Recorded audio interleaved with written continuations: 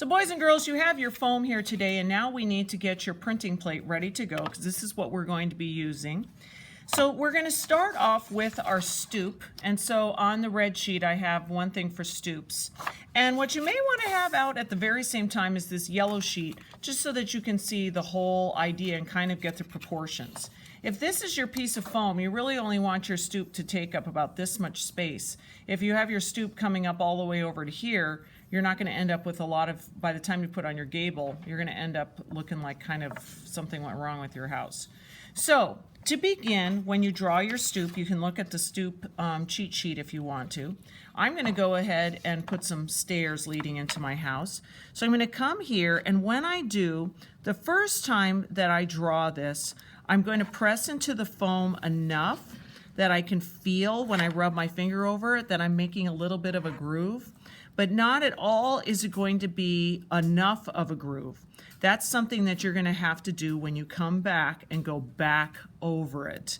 And I know that some people are like, what? We have to go back and go back over it. Yeah, you do. But you're going to be so happy with the results if you do. So here you're just going to start off with some details here. And I'm pretty happy with my stoop here. I know that's going to stay dry. And now I'm going to work on my gable. So on the back of the stoop chart, if you turn it over, you'll see that there are gables. And the gables are so fun. These are all the things that are along the top. So let's say I'm going to choose this one. Then I'm going to put this next to it. And I'll start at the tippy top by kind of putting my design and working backwards. I kind of messed up there, so I'll go like that. And now I'm going to have this thing coming like that. So I kind of like to start from the top and work my way down. That sometimes makes it easier for me. Now notice that I'm kind of doing this thing where I'm going like this. That's going to save me time later because I'm starting to make the groove in there. And I'm going to come right here. I don't want to go down too low because I want to make sure that my house is going to look nice and tall. And I can come across, and I'm going to add those little flourishes along the side. Now, what we're going to be doing is actually cutting out the top shape for you. So it's really going to look awesome by the time that you're printing them the next time we get together. So I'm just kind of finishing up some of my details here on my gable. And now I get to decide what am I going to do in the middle. For that, you can either look at this sheet of paper or you can look at this side and you can steal some ideas from there. I know that when I was in Amsterdam, I really love these houses that have these open shutters coming like that. So I'll just do it. And you're just going to be kind of faking how many levels you have. However it works out is going to be fine. No one's going to be counting. So anyway, if I were to continue doing this, this is how I would do it. I would get some more windows coming along here on the side and figure out how I'm going to have this look by the end. Now here's the thing.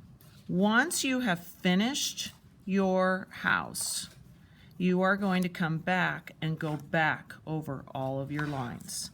Now, this is sort of the type of thing that the people who actually take the time to do it right are so happy when they come to printing, and the people that were kind of like, I don't feel like it, I'll just do like a little bit, it's just not going to look the same. And I'll be showing you an example of that in a minute. But here I am, I'm finishing up my details. So now what I'm going to do is I'm going to go back over. I'm going to take my ballpoint pen, I'm going to go find that original groove that I made here. And now I'm going to go like this and I'm going to push into it. You'll be able to feel that there's a groove. I'm trying to see if you could even see the groove. Not really. And you're going to start to see the impression of it on the back too. Sometimes kids push so hard that they start to make a hole in the paper. You don't want to do that. You just want to go back over every single line. And you can just chat with your friends while you do this. I mean, it's kind of annoying to have to go back over it, but you're going to be so happy you did. And let me explain to you why. Because what we're going to be doing next week is actually printing.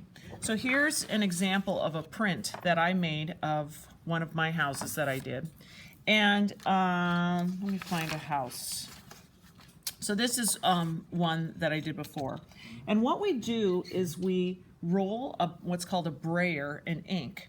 And then we take the brayer and we roll over the surface of this printing plate that you guys are making today.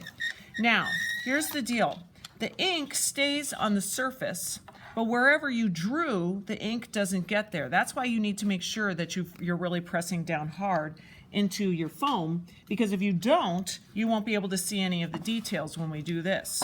So check this out. I'm going to take this, I'm going to put it next to this house, and I'll now take a clean brayer and I'll roll over this side, I'll roll over this side, and then when I peel it up, I now have another canal house. Now what's so fun about this is that if you do a good job, and if your neighbors do a good job, you're going to be able to make a whole row of canal houses, because you're going to then take your friend's canal house and you're going to ink it up, and you'll put it next to the one that you did, and you'll use your clean brayer to go over the top, and now you have another canal house. And you're just going to keep going and going and going. That's what we're going to be doing the next time we get together, which looks so stinking cool. So if everyone works hard today to make sure that they go over all of their details and to really make sure that you're pressing down, then next week you're going to be able to make a whole row of these canal houses by using each other's printing plates. So go ahead and get to work.